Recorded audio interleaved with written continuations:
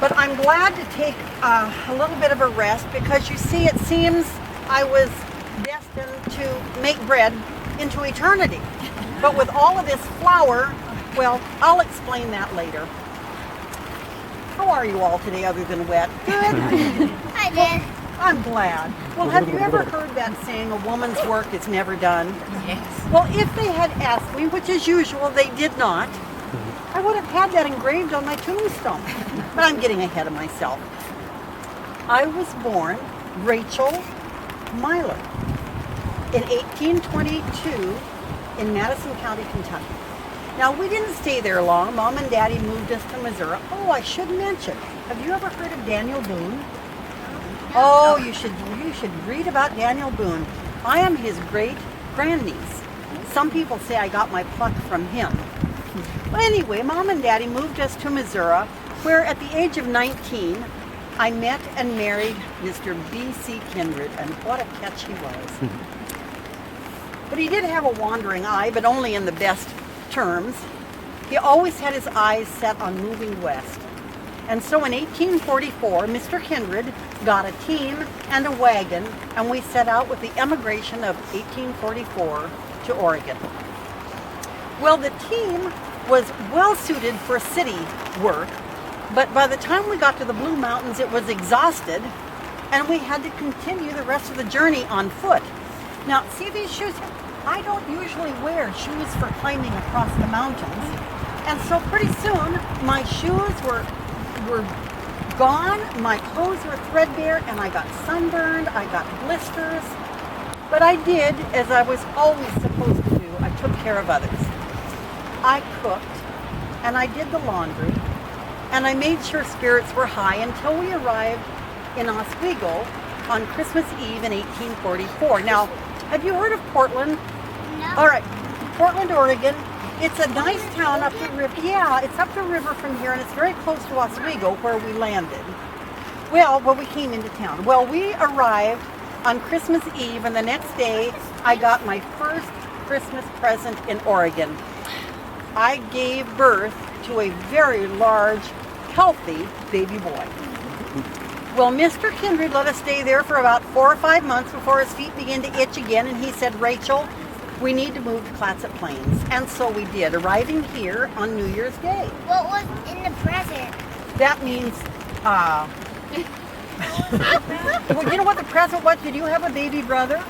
The present was, I got a baby brother from my little boy. Yep, it was like a Christmas present. Was it real? It was real. I can tell you it was real. So anyway, we moved to Clatsop Plains, and we wound up living in a 10 by 12 cabin, and it was really a wonderful life. Although Mr. Kindred was gone quite a bit of the time. I did mention we had 12 children, though.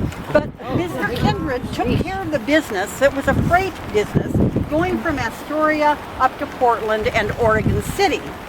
Well, I wasn't exactly alone. We were living in an Indian encampment, and there were only about 3 white families that were neighbors.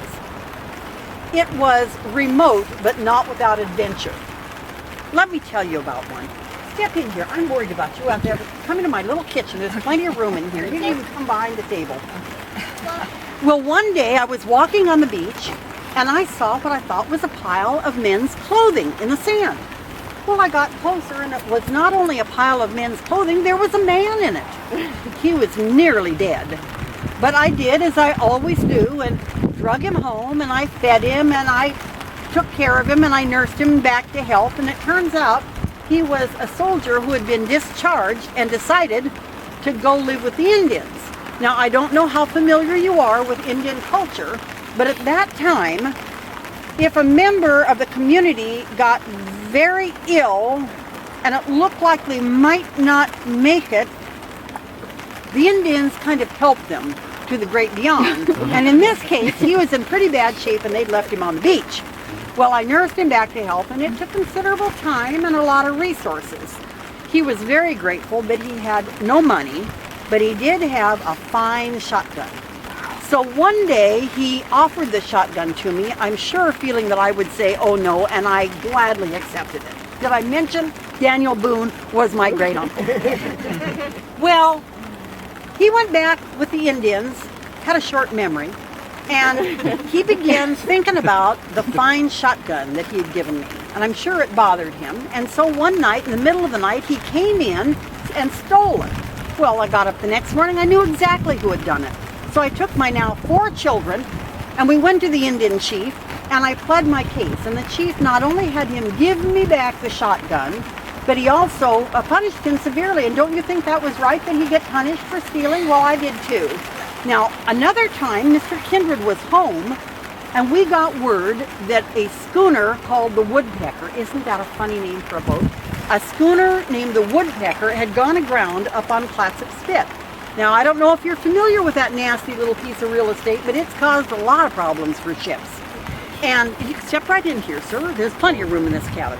And now they had gone aground, and it was carrying a very valuable cargo of flour. Flour, you say? Well, flour at the time was going for $12 a sack. So Mr. Kindred and the men said we should salvage it. Well, I was excited. I wanted to go salvage the flour, but Mr. Kindred told me he and the men would take care of the salvaging, and I should stay at home and take care of the children and the house. And so, as I always did. I stayed at home. Well, Mr. Kindred and his men got to the Woodpecker in their small boats and were having trouble breaking in through the hatch. So they'd made little progress. And the second day, much like today, the weather came up and forced them to leave. And they were delayed in getting back home.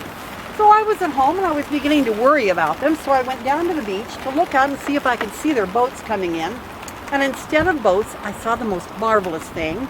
It was a flock of huge white geese, all coming in on the tide. Well, as I looked, I noticed it wasn't white geese, it was sacks of flour, because God and the tides had done what Mr. Kindred and the men could not, and had released the cargo. Well, here it came, and there was no one there to help me, thank goodness, because I divested myself of everything I possibly could, and went in up to my armpits and began bringing in those sacks of flour. And I'd bring one to shore, and then I realized I needed to stack them up higher so the tide wouldn't get them. Finally, hours went by, and I was exhausted. I'd lost track of time. I sat down on a sack of flour to catch my breath and looked, and here came Mr. Kindred and the men, very proud of their 7 sacks of flour they had managed to bring home. Can you imagine their surprise when they found me sitting on 360 bags of flour that I had managed to bring in? Well, now, excuse me just a minute. Yes, Mr. Kindred? You can't find your what? Can anyone see his pipe? He said, oh, there it is. You left your pipe in the kitchen. I'll bring it to you, Mr. Kindred.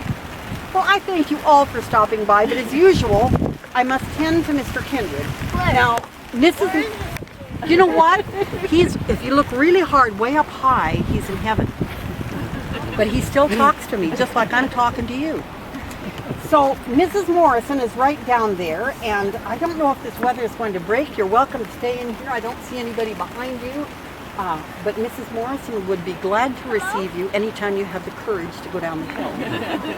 Thank you. Thank you.